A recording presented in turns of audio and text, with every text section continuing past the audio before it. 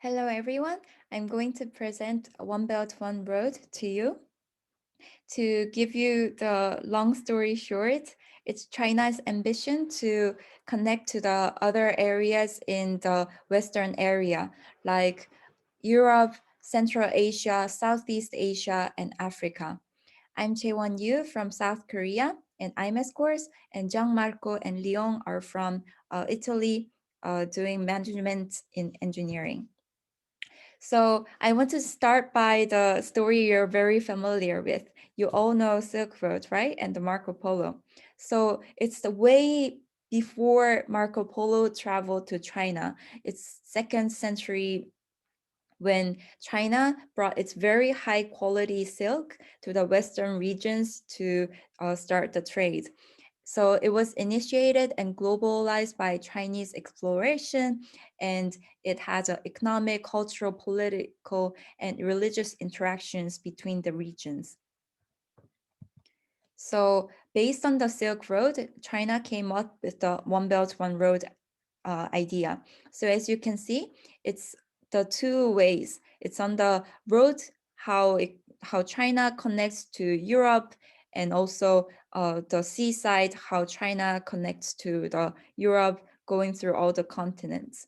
So it looks like the one side it's road, but also it's around like a belt. So that's how it got its name, One Belt, One Road. In Chinese, it's 一带一路. And the project started in 2013 when Xi Jinping visited Kazakhstan. And it connects more than 70 countries in the continents of Asia, Europe, and Africa with a series of rail, road, and sea infrastructure projects. Since then, it's became a national strategy. And the initiative really provides China's ambition to be much more open economy and to push the trade and investment. So you might wonder, why is China doing One Belt, One Road? There are these four regions. First, it's to strengthen the economic capacity and connectivity among these nations. And second, is to promote the national economic development by boosting the exports, enhancing the access to natural resources. For example, Central Asia and Africa has a lot of natural resources, and China uh, are really trying to get these natural resources and return build the infrastructure in these regions. And third, it's to help tackle the imbalances in the social economic development. So within China, there is a very big wealthy gap. So you can see the map on your right side. On the first upper picture, you see that the cities that are close to the sea, where the sea is, are very like has a lot of population and they're very rich. Namely, it's Beijing, Shanghai, and Shenzhen. And if you see the lower picture, it shows the impoverished counties in China. So as you can see, these areas are much more inland. And if you have traveled China, you might notice that the eastern side of China are very flat and has a very good land to grow crops. So many people live there. But if you go to the western side, it's much more mountainous. It's very hard regions where people have to climb a lot of mountains, so less people live there. So this really creates the wealthy gap between the people living in different regions. And that's why China is pushing this One Belt, One Road project to develop much more the western areas of these regions by connecting to much more far west, like Central Asia and Europe. So this is the reason why China is doing this. And if you ask what are they doing there, it's a merger and acquisition and greenfield investment. So because the greenfield investment means that you have to set up a subsidiary from the ground, so it takes more time to do so. And gradually, China thought it might be much more faster to do the M&A than to build up a subsidiary and do the greenfield investment. And so if you see the graph below, since the start of the One Belt One Road, there has been both surge of greenfield and M&A investment, but M&A is much more higher than the greenfield investment. It's to capture the investment opportunities more quickly. So if you ask who are doing these investments, it's two parts in China. It's the state-owned enterprises. I put here the Chinese petroleum companies and the electricity companies. And being the state-owned company, they're really the instruments of Chinese government, and because the One Belt One Road initiative is led by infrastructure investment, they're in charge of acquiring the infrastructure sectors in these areas. So in the paper, it also says it really increased the acquisition of infrastructure sectors in many regions like Central West Asia, Western Europe, and Russia, but curtailed the acquisitions in Africa. And as for the non-SOEs, you can think of them like a multinational companies. I put here Huawei, famous for the mobile phones, Alibaba Group, famous for the e-commerce like Taobao and Tmall, and Tencent, famous for WeChat. You can think of it like a WhatsApp in a Chinese version. So these non-SOEs are really pushing the production of national output and employment in the region. And of course, they're not good at gaining access to capital and land in the region, but they are acquiring the non-infrastructure sectors. And this is helped by the government policy coordination in the region.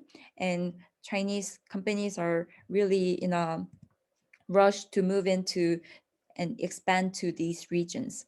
So now I'm going to introduce you the paper and answer the questions.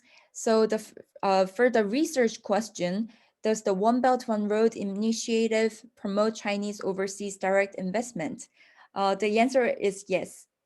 After One Belt One Road initiative, you'll see that the graphs are really going upwards. They're putting much more money. And to give you the theoretical background, first, under the One Belt One Road strategy, it's going to improve the quality and availability of logistic facilities in the Belt Road countries. And secondly, China is characterized by a state capitalism model under an authoritarian regime. So Xi Jinping, even though he finished his time of period of ruling, he changed the law to take a longer reign of his power. And this shows that once Xi Jinping decides to push a strategy or a policy, then all China moves with its strategy. And these two considerations are the background of this paper. And the method they used is a difference in differences setting DD strategy. So first, they compare the before and after of One Belt, One Road strategy, which is 2013, and they compare the greenfield investment and merger acquisition, and they also compare between the countries. So the same time period, these 6 countries also made a lot of acquisitions in overall around the world. So namely, they are Australia, Canada, Japan, Singapore, United Kingdom, and United States. So in this paper, they compare how much China has put into these regions and how much other countries has put into these regions, and they compare it. So the paper structure starts with giving the background and concepts like One Belt, One Road and ODI, the Overseas Direct Investment, and with the methodology that I explained before, they compare the Chinese changes in China's ODI in the Belt Road countries following the investment of the OBOR to the non-Belt Road countries, which are the 6 countries that I mentioned. So to give you the result, state controlled targets in the Belt Road countries were acquired by Chinese enterprises. So if you see the graph here, they are comparing Belt Road countries and the non-Belt Road countries. And you can see after 2013, the Belt Road countries, their M&A were increasing. So as I told you before, there has been a tendency to prioritize the investments in M&A, and greenfield investments was going at a slower pace. And this was really helped by the cooperativeness of host country governments. So for example, I put here a picture of Xi Jinping having a picture with the African leaders. And this is how the China builds relationship with these African leaders, and with the government being so welcoming to Chinese companies. This is how it goes really top down. So it would have been very difficult for China to enter so far away regions like Africa, but by pushing this strategy with Xi Jinping being the lead, it was much more easier for the companies to get into these regions. So ODI, especially M&A, as I mentioned, significantly in the wake of the OBOR investment. So as you can see in the graph, both Chinese state-owned enterprise acquirers and the non-state-owned acquirers, which I mentioned before, multinationals, they contributed to the surge of acquisitions in the Belt Road countries, especially the land-based Silk Road countries. So if I tell you like land-based, you can think of like Central Asia, Europe, and Africa. And as you can see from these two graphs, after 2013, the One Belt One Road announcement, the whole or majority ownership acquisitions rose significantly. So now I'm going to link how it connects to our course. So first, it connects to how we talked about the foreign direct investment, because reasons for direct investment is to have management control across the different countries in order to achieve optimal control of resources. Central Asia and Africa has a lot of resources, and this is what attracted China's eyes. And second, it's the imperialism. This goes along with the one article that I will share later. So I will explain you later. And bottom of the pyramid. We learned in the class from the bottom of the pyramid 1 to 3, none of these concepts really have been successful. And in the paper, it also states that state-owned companies and both non-state-owned companies curtailed acquisitions in Africa. So both in our class and paper, it says that they were decreasing the investment in the area. But actually, I want to tell you one recommendation of book that's China's Second Continent, Africa. So there's 1 million migrants from China living in Africa, many different countries, and they're actually starting their business and hiring a lot of local people, putting investment. And yeah, I recommend you this book.